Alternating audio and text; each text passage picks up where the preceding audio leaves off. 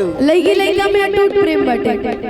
जब बात भी आ गया बता तो खाली एक ही चीज बात कि हम तार कास्ट नहीं की, तू हमारे जात के नहीं थी, हम यादव हैं, तू फलाना जात हो, चाहे तू फलाना जात हो, हम यादव हैं। अधिकतर रिश्ता यही से खराब हो जाला कि एक जात में दो लड़का लड़की ना रहे, बस और कोनो बात नहीं कि प्यार तो बेशुमार रहेला। ना कोनो हाथ ना बजरिया से होला, ना कोनो हाथ ना बजरिया से होला, उमरिया के लोग नजरिया से होला, उमरिया के लोग नजरिया से होला। कहाँ कोनो जात पा पूछे न जियारा, कहाँ कोनो जात पा पूछे न जियारा, सनहिया शिकार हो सवरिया से होला। ना कोनो हाथ ना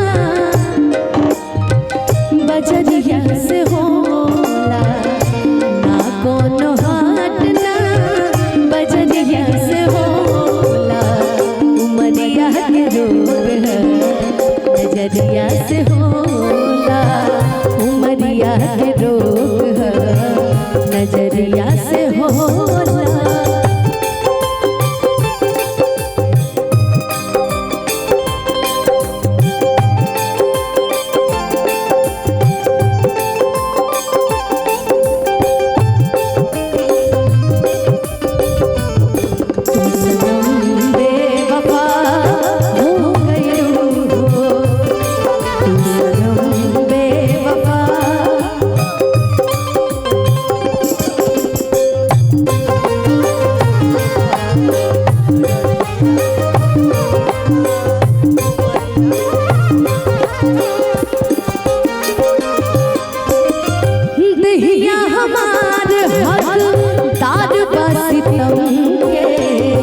इनका के मत मारा जा, मारे राजा हमके,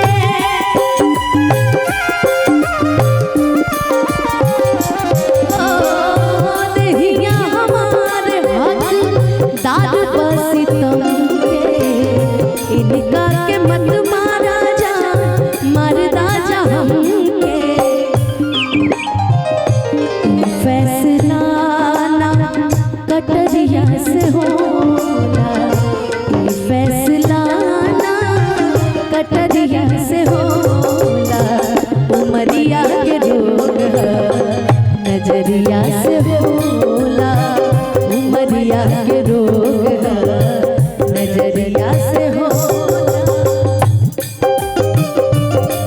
किसी और से मिलके आ रहे फिर भी हम उनका इंतजार कर रहे, एक बेवफा से प्यार कर रहे, एक बेवफा से इतना प्यार, वो किसी और से मिलके आ रहे हैं, फिर भी हम उनका इंतजार कर रहे हैं, एक बेवफा से प्यार कर रहे हैं, वो बेवफा से प्यार कर रहे हैं।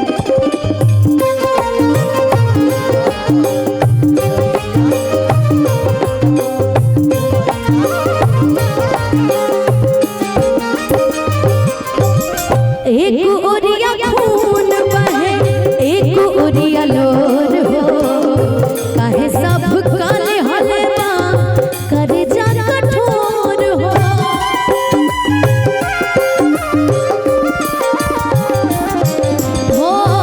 एक ओरिया खून बहे, एक ओरिया लोर हो, काहे सब काले हलेबा करे जा कठोर हो। इश्क के इलाज ना जहरिया से होला, इश्क के इलाज नहीं जहरिया से होला, उमरिया के रोग